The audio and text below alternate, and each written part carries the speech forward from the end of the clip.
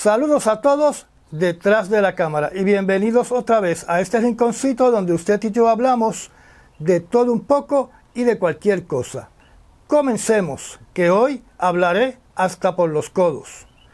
En el programa del viernes con el Dr. Andrew Álvarez, La Otra Realidad por Facebook, les hablé sobre el tema de que los hutíes se acaban de activar de nuevo en el Golfo de Adén y en el Mar Rojo, donde la información que pude leer indicaba de que un barco de la Marina de Guerra de Grecia, que es parte de la coalición que está en el Mar Rojo llamado la fragata Hydra, pudo derribar 2 drones que fueron disparados contra un barco mercante. También se informó que la fragata de misiles HMS Diamond de la Real Marina de Guerra del Reino Unido pudo destruir un misil balístico antibuque en el Golfo de Adén, disparado contra un barco mercante. En estas noticias no se mencionó el nombre de los barcos mercantes que fueron atacados por parte de los hutíes, pero el sábado en un portal de internet dedicado a la Marina Mercante se informó que los hutíes anunciaron que dispararon contra el barco MSC Darwin en el Golfo de Adén. También se informó que los hutíes lanzaron misiles balísticos y aparentemente misiles cruceros contra la ciudad de Eilat, en el sur de Israel, en la costa del Mar Rojo. En otra noticia, en ese mismo portal se informó que otro barco llamado el Andromeda Star, que es un tanquero de bandera de Panamá, recibió daños mínimos al ser impactado por lo menos con un misil en el Mar Rojo. Este tanquero transportaba petróleo ruso dirigido al país de India. Aparentemente todavía la comunicación entre Rusia y los hutíes para identificar sus barcos de intereses mercantes o que llevan mercancía rusa no está funcionando adecuadamente porque, como ustedes saben, alegadamente se hizo un acuerdo de que los hutíes no atacarían ni barcos de intereses rusos ni barcos de intereses de China. Miremos las actividades de los hutíes durante este mes de abril. Antes de estos ataques recientes a barcos mercantes en el Mar Rojo y en el Golfo de Adén, se informó que el día 7 de abril los hutíes atacaron 3 barcos comerciales y 2 fragatas de la Marina de Guerra que operan en la zona. Estos barcos mercantes fueron el Hope Island, el MSC Grace y el MSC Gina. Pocos días más tarde, el 9 de abril, los hutíes lanzaron un ataque contra el Marks Georgetown y contra su escolta militar, los destructores de los Estados Unidos, el USS Manson y el USS Laboon. Entonces, el 13 de abril fue que se unieron con Irán en un ataque a Israel, lanzando por lo menos un misil balístico contra la ciudad de Eilat, que voy a poner en la pantalla donde está localizada esta ciudad en la lengua de mar, al este de la península de Sinaí. También voy a poner una imagen que les va a dar una idea de dónde es que los hutíes están atacando estos barcos mercantes. Y también voy a poner una imagen del área controlada totalmente por los hutíes en Yemen. Es muy posible que los hutíes controlen parcialmente otras áreas de este mapa. Además, en la pantalla pueden ver un video corto de uno de estos misiles balísticos disparados por los hutíes contra la ciudad de Eilat, que fue interceptado justo antes de impactar la ciudad. Recordemos que cuando estos misiles balísticos son destruidos sobre una ciudad, siempre los escombros causan cierto daño cuando impactan el suelo. Si yo fuera residente de esta ciudad, estaría condenando al gobierno de Israel de no interceptar estos misiles balísticos mucho antes de llegar sobre la ciudad. Con respecto a los hutíes, aparentemente las agencias de inteligencia han fallado en identificar la logística de cómo Irán suple misiles y drones a los hutíes, que parece que tienen un arsenal interminable. Hasta ahora no ha sido publicado desde que comenzó esta operación naval para interceptar y proteger los barcos mercantes en el Golfo de Adén y en el Mar Rojo. a cuánto se ha elevado el costo de esta operación naval. En el día de hoy dejemos el tema de Israel para más tarde, por la situación crítica que se está desarrollando en Ucrania. Como les he indicado en varias ocasiones, la ayuda para Ucrania, para que pueda seguir batallando contra Rusia, va a llegar muy tarde. Todo este bembeteo de que no se puede permitir que Rusia gane en Ucrania ha sido eso mismo, bembeteo, palabras al aire, porque aunque se están anunciando billones de dólares, en lo que esos billones de dólares se convierten en armamento y en municiones, y ese armamento y municiones es transportado a Ucrania y del centro de distribución en Ucrania, si no es destruido por los rusos en los almacenes, en lo que llega al frente de batalla pasan semanas y meses. En el programa de Andrew Álvarez les mencioné que la fatiga de combate, la desmotivación, la escasez de armamento, extenso tiempo de un soldado de estar batallando, están causando más daño en las unidades de combate que están en el frente de batalla en estos momentos que los ataques de Rusia. Continúan publicándose los artículos que hablan que las unidades de soldados de Ucrania se están retirando del frente de batalla, no porque sean traidores, sino por todas las razones que mencioné anteriormente.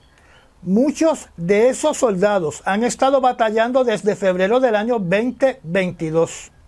O sea, por 2 años y 2 meses. Esos soldados ucranianos deben estar pensando que los mandaron a batallar hasta la muerte en el campo de batalla. Y además deben sentir una frustración al conocer que los gobiernos del occidente, en vez de actuar inmediatamente, lo que han hecho es bembetear por semanas y meses, donde ellos se deben sentir en el olvido, sintiendo que sus vidas no valen nada para el occidente. Lo que se conoce como el Tour of Duty en combate en el US Army es de 12 meses a 15 meses. Así que para los Estados Unidos, el soldado que está batallando en el frente de batalla, después de 12 meses a 15 meses, se envía a descansar, donde es sustituido por soldados frescos. No sé cómo fue en la Segunda Guerra Mundial, pero durante Vietnam conocí a personas que terminaban su Tour of Duty, donde no tenían que ir a batallar otra vez, y voluntariamente se enlistaban para un segundo Tour of Duty o un tercer Tour of Duty, batallando contra el Vietcong. Esta retirada de estos soldados del frente de batalla, como mencioné anteriormente, ha creado debilidades y huecos en la línea del frente de batalla de 900 millas de largo, y por ende los soldados rusos han podido avanzar sin resistencia. En las últimas horas, Rusia anunció la captura de otro pueblo en la provincia de Donetsk. Así que no solo Rusia ha logrado el control completo de la ciudad de Avdiivka, de Chasiv Yar, sino también las aldeas cercanas a estas ciudades. Algo preocupante es que los rusos están indicando que han podido conquistar zonas de gran importancia cercanas a la ciudad de Kharkiv, también conocida como la ciudad de Yarkov, y que han podido destruir hangares de armamento ucraniano en el aeropuerto de Kanmeka y el aeropuerto de Pirluki y otras localizaciones que quedan al noreste, al este y al sureste de la capital de Kiev en Ucrania. Debido a esta situación, el portavoz de la presidencia de Rusia, el señor Dmitry Peskov, dijo lo siguiente, y cito: "Crece el pánico en el frente del lado ucraniano. Ahora resulta muy importante apoyar esta dinámica, no detenerse y avanzar en el cumplimiento de los objetivos planteados por Rusia en Ucrania". Cierro la cita. El señor Peskov utilizó la frase "cunde el pánico" para describir la situación del ejército ucraniano en el frente de batalla, y se interpreta que Rusia tiene que aprovechar este momento para conquistar más terreno, todo el terreno que pueda en Ucrania, antes de que llegue el armamento del Occidente. Mi opinión personal a este respecto, ante esta situación con las tropas ucranianas en el frente de batalla, es que ha sido un gran error de la cúpula del gobierno de Zelensky el no haber tomado medidas para que por lo menos se pueda minimizar esta situación entre las tropas ucranianas, que a mi entender, y yo no soy ningún perito en estos asuntos, la tardanza por parte del gobierno de Ucrania de bajar la edad compulsoria de servir en el ejército de Ucrania, particularmente cuando estamos hablando de que están defendiendo el país ante un invasor llamado Rusia. En vez de estar bajando poco a poco la edad de servir en el ejército, donde ahora próximamente será de 25 años, donde la edad promedio de los que están batallando en el frente de batalla son personas de 41 años de edad. Por lo tanto, es un ejército mucho más viejo que el ejército ruso. Es más, yo podría decir que es el ejército con soldados más viejos batallando en el planeta. Yo entiendo que el gobierno de Zelensky debió hace tiempo bajar la edad a 18 a 21 años, como en el occidente. Yo recuerdo que durante la guerra de Vietnam uno cumplía 18 años de edad, se iba 6 meses al boot camp y ya a los 19 años de edad uno estaba batallando en Vietnam. En la Segunda Guerra Mundial la edad promedio de un soldado estadounidense era de 26 años de edad, donde el servicio militar obligatorio era entre los 18 años de edad y los 45 años de edad. Así que cuando Ucrania presenta que la edad promedio del combatiente, del soldado ucraniano, es de 41 años de edad, es porque hay muchos ancianos luchando en el campo de batalla. En un tema relacionado, en Kiev, el presidente tiene la difícil tarea de tratar de convencer al occidente de que puede recuperar el territorio perdido. Diferentes artículos dicen que aunque existe la posibilidad de que Ucrania gane esta guerra, no existe la posibilidad de que Ucrania recobre su territorio.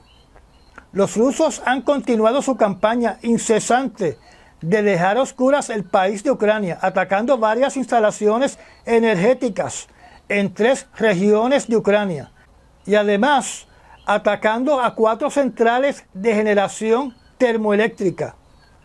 Estos ataques se dieron en las regiones de Dnipropetrovsk, Ivano-Frankivsk y Leópolis.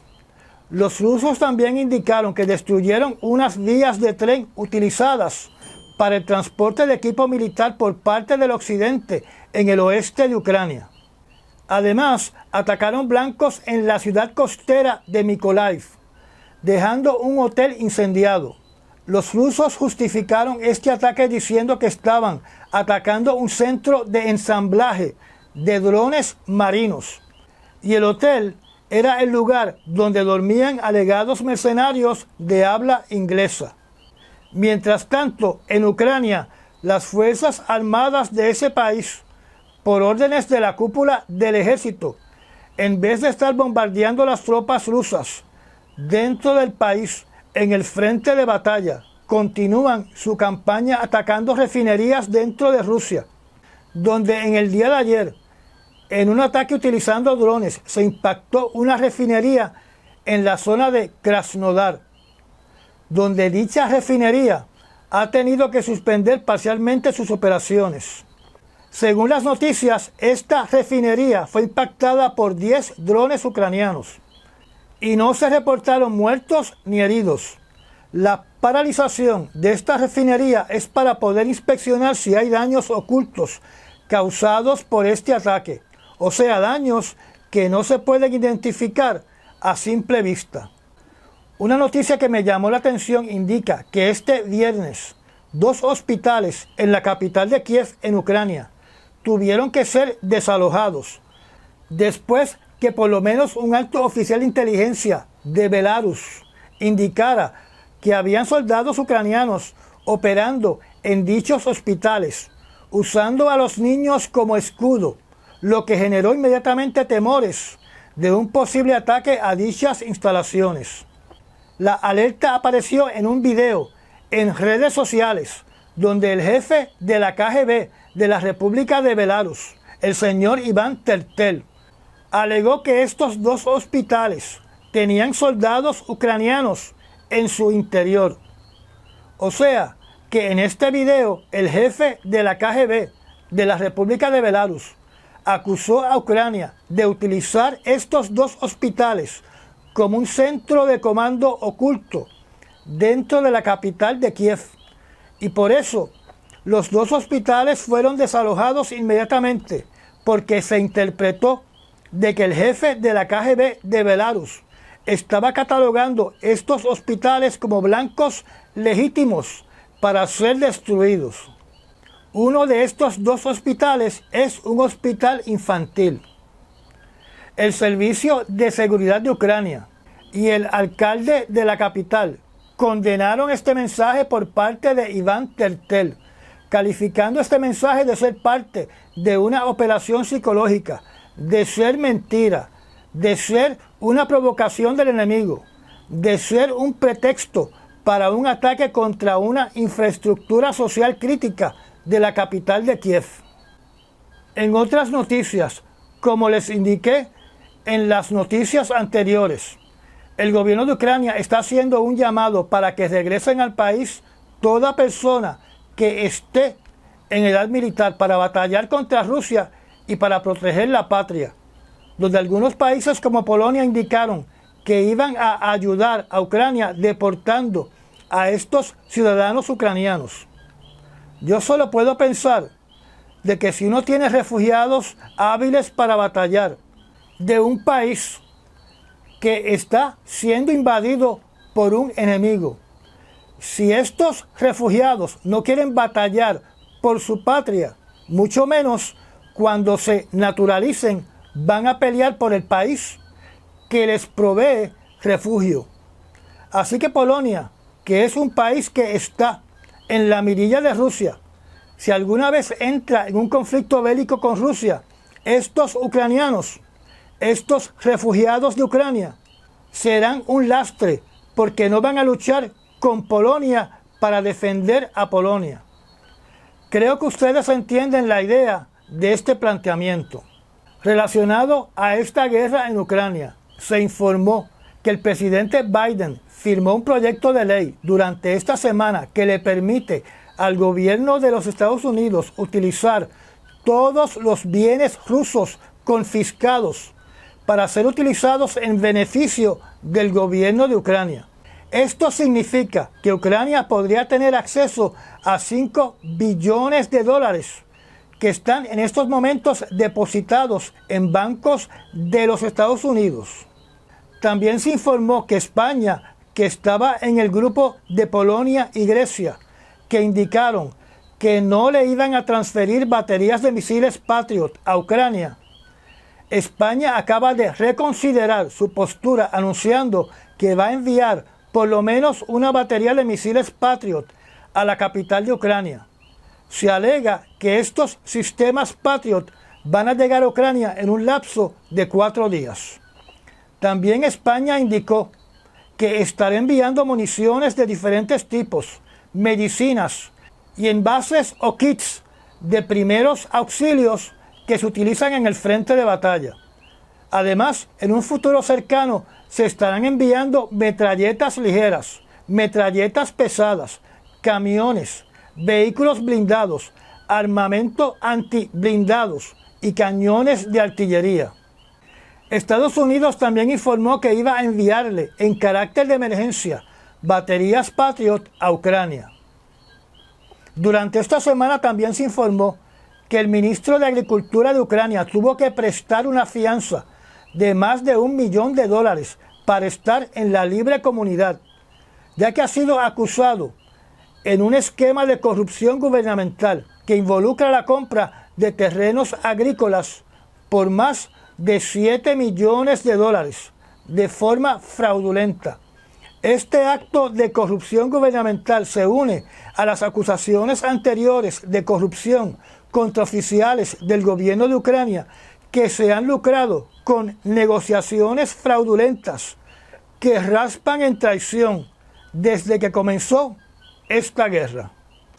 Aunque no está directamente relacionado con la guerra en Ucrania, sí lo está de forma indirecta, ya que Finlandia, debido a las acciones de Rusia en Ucrania, tomó la decisión de ser parte de la OTAN, donde al finalizar esta semana se indicó que Rusia está movilizando unidades móviles con la capacidad de lanzar misiles Iskander-M cercanos a la frontera entre Rusia y Finlandia.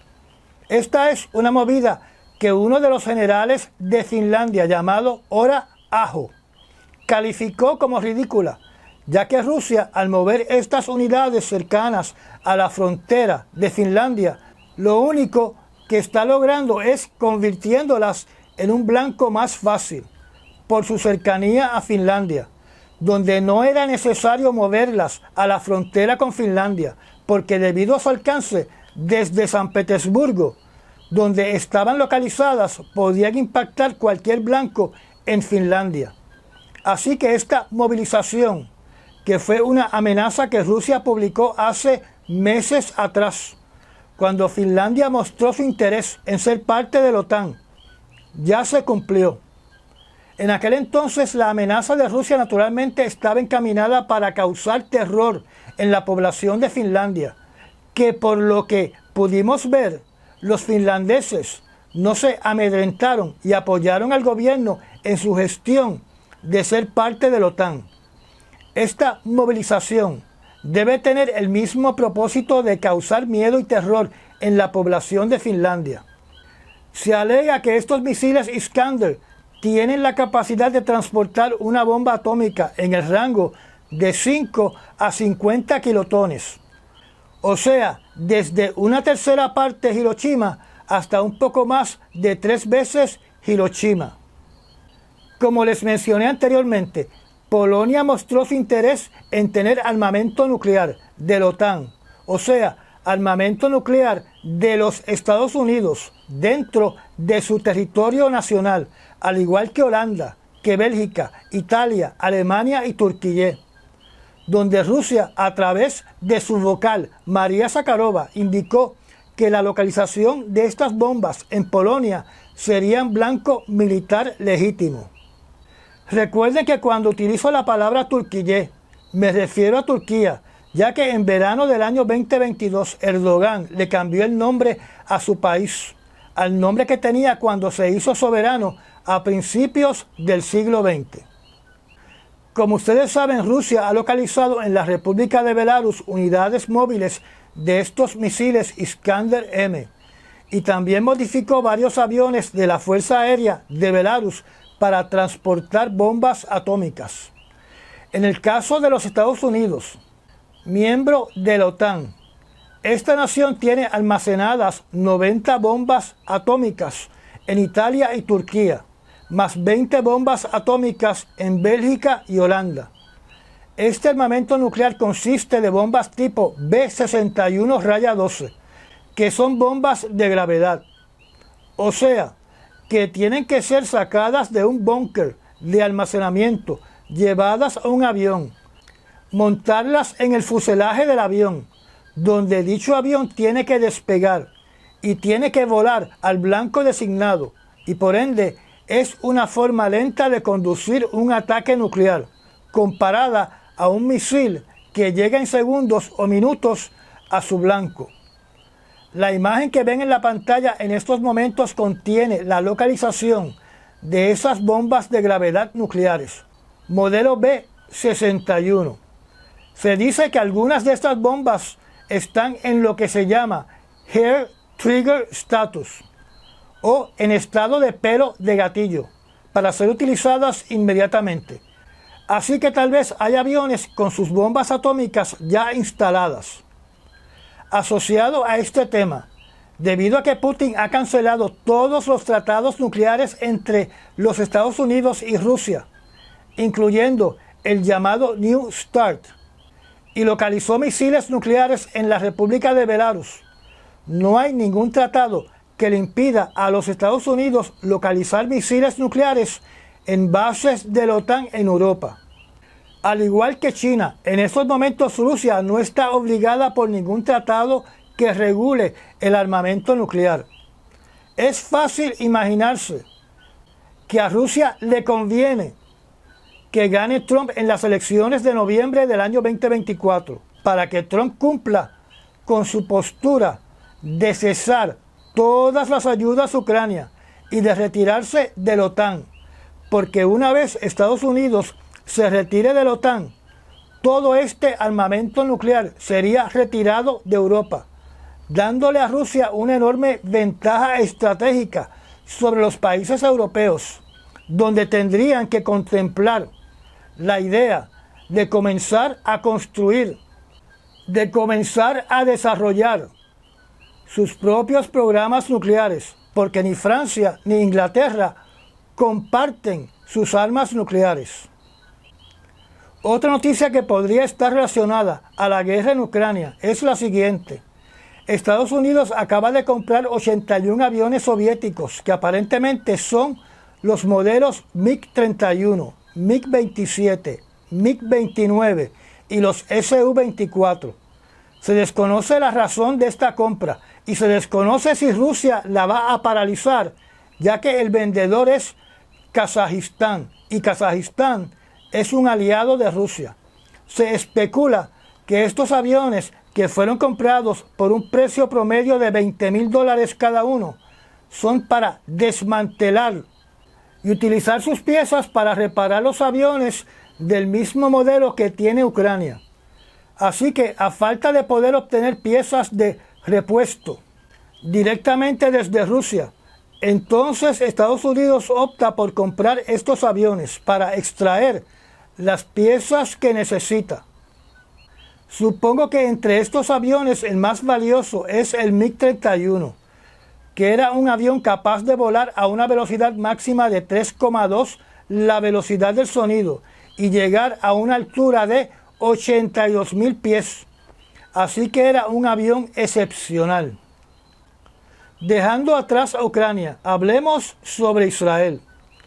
Durante estos días han salido diferentes artículos hablando sobre fosas comunes localizadas en el hospital de Al-Shifa y el hospital principal de Khan Younis, donde, por lo que he podido leer de miembros de la prensa que alegadamente están en el lugar de los hechos, y tenemos que entender que no hay manera de distinguir si son completamente neutrales en lo que describen estos reporteros, que dicen que hay cadáveres que tienen las manos atadas, que hay cadáveres que tienen señales de haber sido torturados, que hay cadáveres de personas que han perdido sus miembros, que hay cadáveres de personas que han perdido sus extremidades o sus órganos internos, y que hay cadáveres de infantes en estas fosas comunes. De la forma y manera que se describen estas fosas comunes, estos comunicados quieren hacer entender de que las Fuerzas Armadas de Israel fueron las responsables de estos fallecidos en estas fosas comunes. Un artículo menciona de que han encontrado sobre 700 cadáveres en estas fosas comunes. Naturalmente no hay ningún organismo independiente que esté evaluando de forma pericial esta exhumación de cadáveres, donde tampoco se ha indicado qué es lo que están haciendo con estos cadáveres. O sea, si los están desenterrando para enterrarlos después en una fosa común o llevarlos a un cementerio. Me imagino que el nivel de putrefacción debe ser terrible. Lo único que yo puedo recordar a este respecto sobre fosas comunes es que hace semanas atrás los administradores del hospital Al-Shifa indicaron que como no tenían, debido a la guerra, una forma de llevar los muertos a un cementerio para enterrarlos de forma adecuada, que se vieron forzados a utilizar uno de sus patios como una fosa común. O sea, que en ese caso en particular fue el hospital el creador de la fosa común. Asociado también a esta guerra en la Franja de Gaza, se dijo que el gobierno de Israel le dio un ultimátum a los líderes de Hamas sobre dejar en libertad a los rehenes que permanecen en su custodia. De no aceptar los términos del gobierno de Israel, el asalto a la ciudad de Rafah continúa. La información que está saliendo a este respecto no parece ser confiable, donde se está indicando de que Israel está solicitando para comenzar un alto al fuego que sería temporal, que solo se liberen 33 rehenes en estos momentos. Pese a los pedidos internacionales, las Fuerzas Armadas de Israel continúan conduciendo ataques aéreos en la Franja de Gaza, en la ciudad de Rafah y en localizaciones en la ciudad de Khan Yunis, donde también hubieron ataques en el campamento de refugiados de Nuseirat, que queda localizado en el centro de la Franja de Gaza. Aunque se reporta de muertos durante todos estos ataques, todavía no se ha dado la cantidad exacta de personas que han fallecido o que han sido heridas. También se reportó durante la noche del sábado que por lo menos 2 palestinos fueron abatidos a tiros en Cisjordania, en la región de Jenin, en un puesto de control de la ciudad de Salem. Pese a que ya se había anunciado que Casablanca estaba a punto de imponer sanciones contra una unidad militar de Israel acusada de crímenes contra la humanidad y otros actos despreciables en Cisjordania, el secretario de Estado Anthony Blinken ha dicho que las sanciones no se van a implementar por el momento, porque le quiere dar una oportunidad al gobierno de Israel de que corrija el comportamiento de esta unidad militar. Esta unidad militar debe ser la unidad conocida con el nombre de Netzah Yehuda. En Turquía se levantó la voz acusadora al gobierno de Israel de haber utilizado sus influencias para paralizar la salida de por lo menos 2 barcos de ayuda humanitaria de la Flotilla de la Libertad, ya que el gobierno de Turquía le revocó el permiso a estos barcos para que pudieran zarpar de puerto en suelo de Turquía. Además, la nación donde estos barcos están registrados en el país de África, Guinea-Bisáu, le revocó sus banderas, así que son barcos sin nacionalidad y por ende barcos ilegales si transitan sin bandera.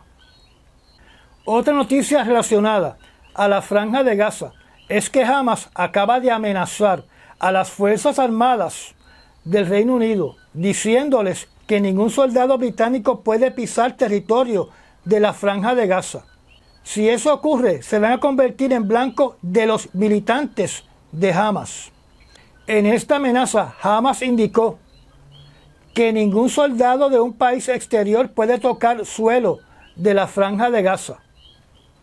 El plan del Reino Unido era enviar soldados británicos al muelle temporal que se está construyendo para ayudar en la distribución de las ayudas humanitarias. Con esta amenaza a los soldados del Reino Unido, Hamas acaba prácticamente de confesar que fueron ellos los que atacaron con morteros el personal militar de los Estados Unidos que está construyendo este muelle temporero durante la semana que acaba de terminar.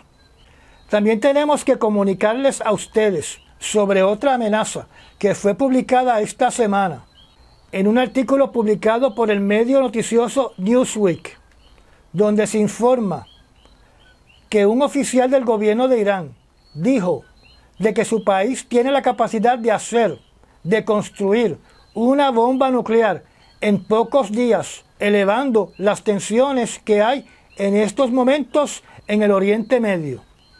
El comandante de nombre Javad Karimi Godusi, miembro de la Comisión de Seguridad Nacional de Irán, dijo en un video en la red social X que Irán técnicamente tiene la capacidad de enriquecer uranio a un 90% para construir una cabeza nuclear en el lapso de una semana, y que la Agencia Internacional de Energía Atómica de la ONU sabe que Irán tiene esas capacidades, donde este general repitió las palabras de su líder supremo, el ayatolá Khamenei, diciendo que el régimen de Irán va a responder a las amenazas al mismo nivel o de la misma manera.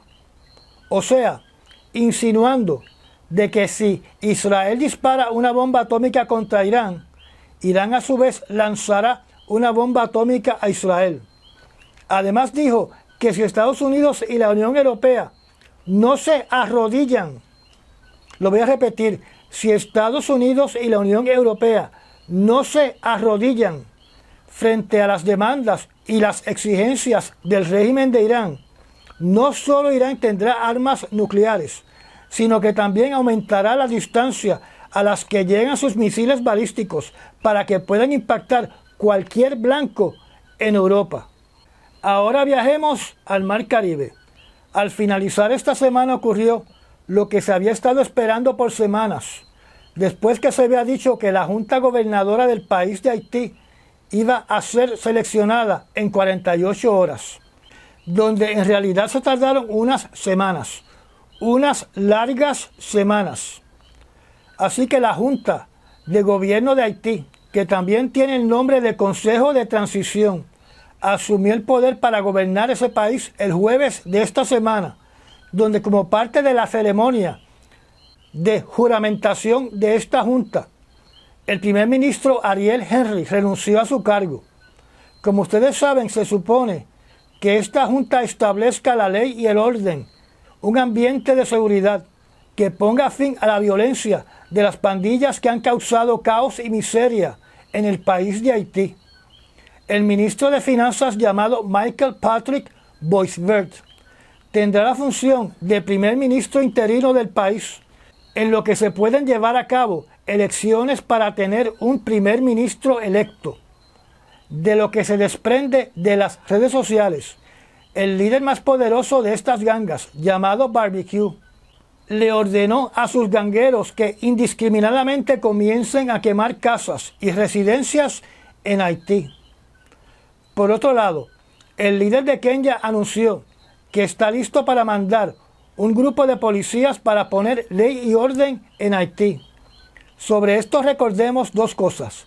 Número uno, que el líder de Kenia indicó de que solo no iba a llevar a cabo ninguna actividad policíaca en Haití.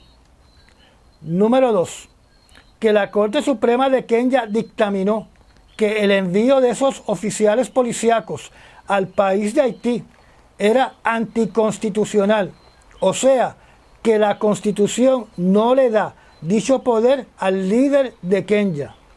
De lo que se puede leer, aunque hay una junta de transición establecida para Haití, todavía no vemos ninguna noticia relacionada a que se esté organizando un destacamento armado multinacional que sería transportado en aviones y en barcos a Haití para enfrentarse contra estas gangas. El secretario general de las Naciones Unidas indicó que no se le están asignando suficientes fondos para esta operación policíaca que hay que llevar a cabo en Haití. Por lo que veo se repite la historia de Ucrania, donde hay mucho bembeteo y poca o ninguna acción. Con respecto al conflicto entre Corea del Norte y Corea del Sur, se anunció durante esta semana que Corea del Sur aprobó la compra de lo que se conoce como misiles SM-3, que van a ser instalados en barcos de guerra de Corea del Sur como parte de su sistema de defensa para interceptar y destruir misiles intercontinentales de Corea del Norte o de cualquier otro enemigo. Este misil es fabricado por los Estados Unidos. Relacionado con los conflictos en esa parte del mundo, el presidente de China, el señor Xi Jinping, por enésima vez, le ha solicitado a sus Fuerzas Armadas que se tienen que reorganizar, concentrándose en nuevas tecnologías y nuevos equipos para enfrentarse a una guerra moderna, donde tienen que tener la capacidad de enfrentarse a cualquier enemigo en las diferentes áreas que hoy definen una guerra, como por ejemplo las guerras cibernéticas, las guerras electrónicas y las operaciones psicológicas. Bajo esta estrategia acaba de inaugurar lo que se conoce como la Fuerza de Apoyo de Información. Mi gran preocupación sobre este asunto es que se mencionó el desarrollo de capacidades de guerra espacial, donde naturalmente estamos hablando de la militarización del espacio. Así que podemos esperar que la Guerra Fría espacial se acelere. Como parte de esta preparación está incluido el desarrollo de la guerra de inteligencia, que no es otra cosa que decir el desarrollo del espionaje. Y a mi entender podemos esperar de que China trate de introducirse en cualquier aparato que esté conectado al Internet y cualquier otro aparato de comunicación para tener ojos y oídos y ser omniscientes a través de todo el planeta Tierra.